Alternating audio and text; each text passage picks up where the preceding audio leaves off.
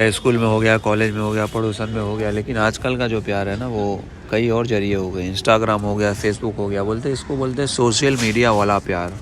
तो इसी तरह का एक सोशल मीडिया वाला प्यार इंस्टाग्राम पे एक लड़की को एक लड़के को दोनों को हो गया, क्योंकि अकेले थोड़ी प्यार होगा भी तो दोनों का मेल मुलाकात नहीं होगा ना। तो प्यार हो गया दोनों को।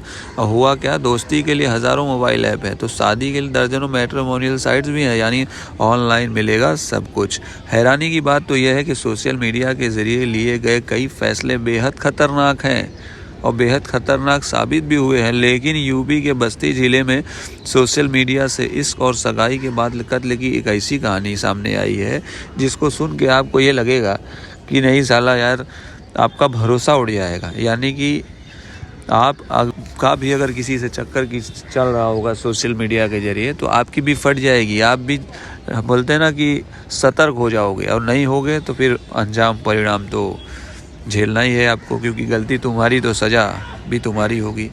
तो वह अक्सर, जी हाँ, बस्ती की रहने वाली सुनीता इंस्टाग्राम का बेहद एक्टिव थी। बेहद एक्टिव थी। वो दिन में 40 रील डाला करती थी, यानी वो अक्सर वीडियो और रील बनाया करती थी। तो सैकड़ों लोग उसे मैसेज भेजा करते हैं। जाहिर सी बात है, अगर आप भी रील बनाते हो और आपके लाइक्स कमेंट आते हैं तो जाहिर सी बात है आपको भी काफ़ी लोगों के मैसेज आते रहेंगे। तो इसी दौरान एक शख्स लगातार सुनीता को मैसेज भेज रहा था।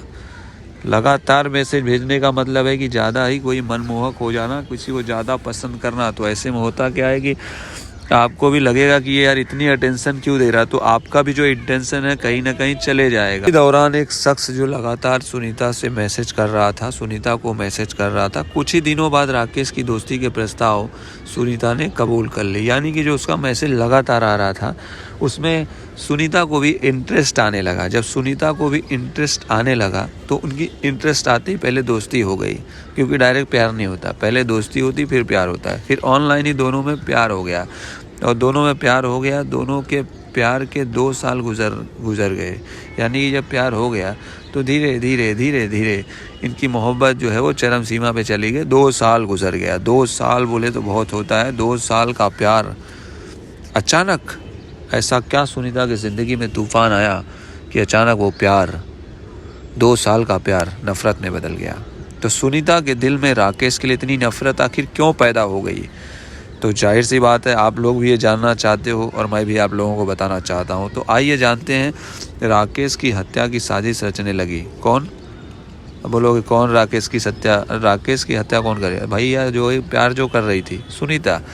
तो इतना ही नहीं, प्रेमिका ने खुद अपने हाथों से मंगेतर की खौफनाक मौत दे दी। जी हाँ, मंगेतर सुन के आपको लगा होगा शादी हो गई। जी नहीं, शादी नहीं हुई थी जी, दरअसल इनके भी सगाइयाँ जो है वो हो गई थी।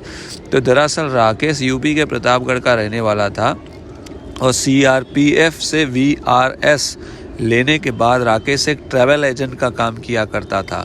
9 जनवरी को राकेश अपने घर से लखनऊ जाने की बात कह निकलता था, लेकिन वो निकला लखनऊ के नाम से और चले गया बस्ती। जी हाँ, सुनीता के यहाँ पहुँच गया। सुनीता का जो घर था वो बस्ती में था।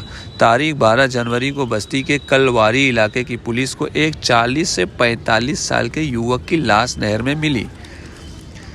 पुलिस ने जांच आगे बढ़ाई तो पता चला कि मरने वाला कोई और नहीं बल्कि प्रतापगढ़ का रहने वाला ट्रैवल एजेंट राकेश ही था। जी हाँ, आप सुन के आश्चर्य हो गए रहोगे कि ये राकेश तो वही है ना जो सुनीता का आशिक था। जी हाँ दोस्तों, कहानी उसी की है। तो जाहिर सी बात है, राकेश का जो लाश मिली वो चौंका देने वाली लाश थी, और वो 40 से 45 साल के युवक की जो लाश थी वो राकेश ही था।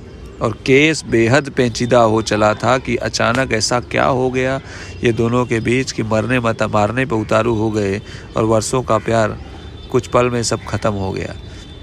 तो लिहाजा पुलिस ने जांच कलवारी के SHO आलोक श्रीवास्तव को सौंप दी। पुलिस को राकेश की मोबाइल कॉल डिटेल से पता चला कि मरने से पहले वो लगातार अपनी मंगेतर सुनीता से बातचीत कर रहा था।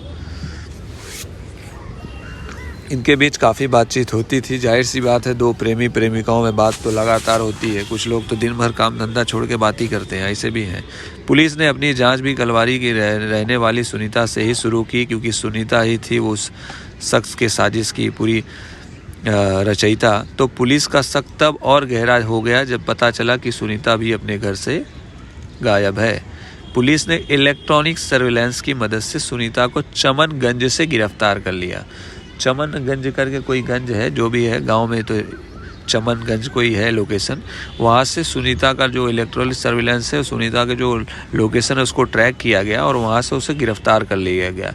सुनीता की गिरफ्तारी के बाद जो खुलासा हुआ वो बेहद चौंकाने वाला है, क्योंकि सुनीता से जब सख्ती से पूछताछ की गई तो सुनीता ने जो बताया वो सुनकर आपके होश उड़ जाएंगे, क्योंकि सुनीता ने ही अपने राकेश मंगेतर का कत्ल किया था।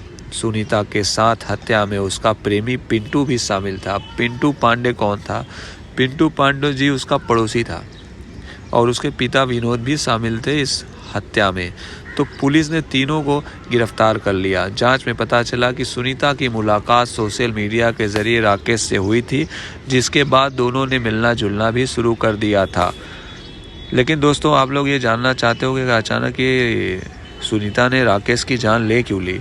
तो ये जो कहानी का जो मेन मोटिव है ना, वो अब शुरू हो रहा है, तो ध्यान से सुन लेना, नहीं तो बोलोगे अरे यार वीडियो बंद करके भाग जाऊँ, तो फिर मतलब ही क्या आगे का सुनने का। यही है स्टोरी का मेन, क्योंकि सुनीता के साथ ऐसा राकेश ने कुछ तो किया होगा कि सुनीता ने इतना बड़ा कदम उठाया। कोई यूं ही तो जान नहीं लेता। तो आइए जानते हैं आगे की कड़वी सच। राकेश अक्सर सुनीता के घर आया जाया करता था। दोनों की बाकायदा सगाई हो गई थी। राकेश ने सुनीता को बताया था कि वो सप्लाई विभाग में इंस्पेक्टर है। सुनीता राकेश के साथ गांव के ही रहने वाले एक युवक पिंटू पांडे से भी प्रेम करती थी। तो इसमें ये सुनीता का भी हाथ था। पिंटू जो उनका पड़ोसी था पांडे, उससे भी इनका संबंध था, प्रेम प्यार मोहब्बत था। हाल ही में सुनीता को पता चला कि राकेश शादीशुदा है। जी हाँ दोस्तों, चौंका देने वाली बात ये थी कि राकेश ने सुनीता के साथ भी अपना सगाई किया था और उसके साथ साथ राकेश भी शादीशुदा पहले से भी था और राकेश की पत्नी व बच्चे कलकत्ता में रहते थे। बच्चे भी थे, देखो शादी तो छोड़ो, 2 बच्चे भी थे। लिहाजा एक रोज़ सुनीता कोलकाता पहुंच गई। उसका शक यकीन में बदल गया जब उसने अपने आंखों के सामने देखा कि राकेश की एक पत्नी तो है ही है, उसके साथ 2 बच्चे भी थे। कोलकाता आकर पता चला कि राकेश की पत्नी व 2 बच्चे जो किराए के मकान में रहते हैं।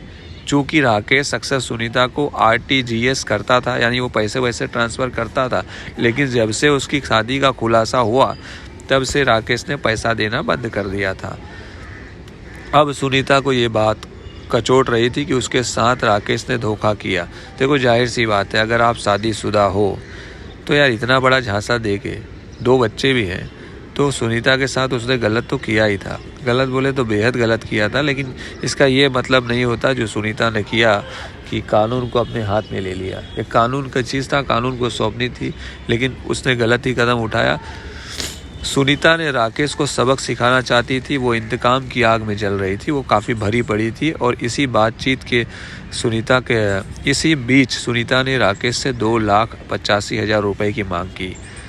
सुनीता ने राकेश से पैसे मांगे। वो अक्सर पैसे दिया करता था, लेकिन इस बार उसने पैसे ट्रांसफ़र नहीं हो रहे हैं, इस तरह से उसको बताया कि पैसे ट्रांसफ़र नहीं हो रहे, मैं खुद लेके आता हूँ, दे देता हूँ। तो 10 जनवरी की रात करीब 8 बजे राकेश सुनीता से मिलने भगौड़ कलवारी में मौजूद बगिया में पहुँचा। राकेश तन्हा अकेला था, किसी भी साजिश से बेखबर। राकेश को बिल्कुल पता नहीं था कि सुनीता ने उसके लिए उसकी ज़िंदगी लेने के लिए फील्डिंग लगा के बैठी है। सुनीता ने बेहद प्रोग्राम रचा था, जिसके अंदर शामिल थे उसका प्रेमी और उसके पिता। दोनों ने मिलके उसकी हत्या कर दी। अभी सुनीता ने राकेश को अपनी बातों में उलझा रखा था, तभी बगिया में दबे पांव सुनीता का प्रेमी व पिता पहुंच गए। दोनों ने पीछे से रस्सी से राकेश का गला घोंट दिया। पिंटू पांडे ने राकेश का हाथ पकड़ा व सुनीता ने दोनों पैर पकड़ लिए। गर्दन कस रही थी। थोड़ी ही देर में राकेश ने तड़प कर बगिया में ही दम तोड़ दिया। दोस्तों, हत्या करने के बाद सुनीता तो घर चली गई। उसके पिता विनोद और उसके दूसरे प्रेमी पिंटू मिलकर राकेश की लाश को एक बाइक पर लगा के कुछ ही दूरी पर 100 नहर में फेंक दिए, ताकि किसी को कोई कानून न खबर हो। लेकिन कानून से आज तक ज़िंदगी में कोई बचा है क्या? कोई ऐसा मुजरिम नहीं जो अपनी साजिश की जाल में खुद ही न फंसा हो। तो उसी तरह सुनीता भी और सुनीता की गिरफ्तारी के बाद पुलिस ने आरोपी विनोद और पिंटू को भी आगोन से इलाके से गिरफ्तार किया। आरोपियों के कब्जे में से 100 को ठिकाने लगाने में प्रयुक्त बाइक और 2 ATM कार्ड भी बरामद हुए हैं। तो दोस्तों कुछ इस तरह से